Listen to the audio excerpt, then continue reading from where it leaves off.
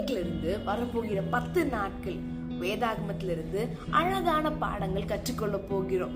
அதுலயும் விசேஷ வண்ணமாக அன்லீஷ்ட், கட்டவிழ்க்கப்படுதல் அப்படின்ற தலைப்புல அருமையான பாடங்களை நம்ம எல்லாருமே கற்றுக்கொள்ள போகிறோம். இந்த நாளிலும் உயிரோடு இருக்கும், நல்லா கவனிச்சுக்கோங்க, உயிரோடு இருக்கும் இரட்சகராகிய இயேசுவை அறிதல் அப்படின்ற தலைப்புல நம்ம எல்லாருமே பாடங்கள் கற்றுக்கொள்ள போகிறோம்.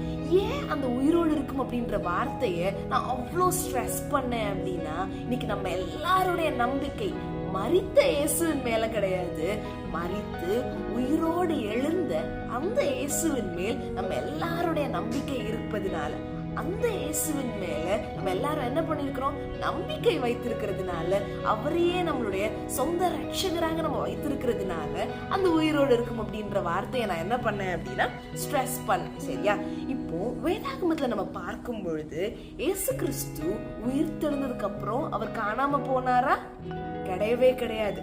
இயேசு கிறிஸ்து அவர் உயிர் தெழுந்ததற்கு பிற்பாடு 40 நாட்கள் தன்னுடைய சீஷர்களோட கூட நடந்து, அவர்களோட கூட ஊழியம் செய்து, அவர்களோட கூட உணவு அருந்தி, சுகம் கொடுத்து பல காரியங்களை செய்ததாக வேதாகமம் நமக்கு கற்றுக் கொடுக்கிறது.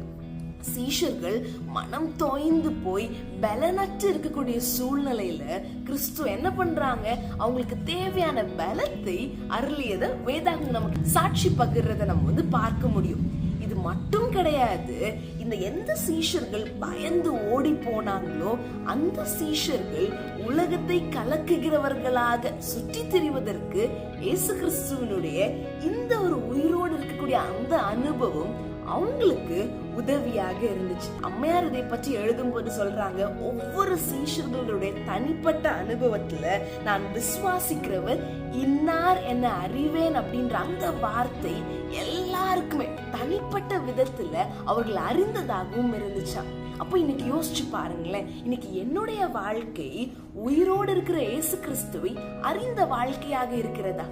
இல்ல, அவர் மரித்து தானே இருக்கிறாரு, அவர் இன்னும் அடக்கம் பண்ணப்பட்ட நிலைமையில தான் இருக்கிறார், அப்படிப்பட்ட வாழ்க்கை என்னுடைய வாழ்க்கையாக இருக்குதா? இன்னைக்கு இயேசு கிறிஸ்து உங்களுக்காக உயிரோடு இருக்கிறார். இன்னைக்கு இயேசு கிறிஸ்து உங்களுக்கும் எனக்குமாக பரிந்து பேசி கொண்டிருக்கிறார். அதை உணர்ந்து கொண்டு அப்படிப்பட்ட வாழ்க்கையை வாழும் ஒரு சிறு ஜெபம் செய்யும்.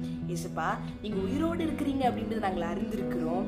அதை அபியாசித்து அப்படிப்பட்ட உம்மை பிரதிபலிக்கிற ஒரு வாழ்க்கையை வாழ எங்களுக்கு உதவி செய்யுங்க. இவை யாவற்றையும் இயேசுவின் நாமத்தில் ஜெபிக்கிறோம் எங்கள் நல்ல பிதாவே.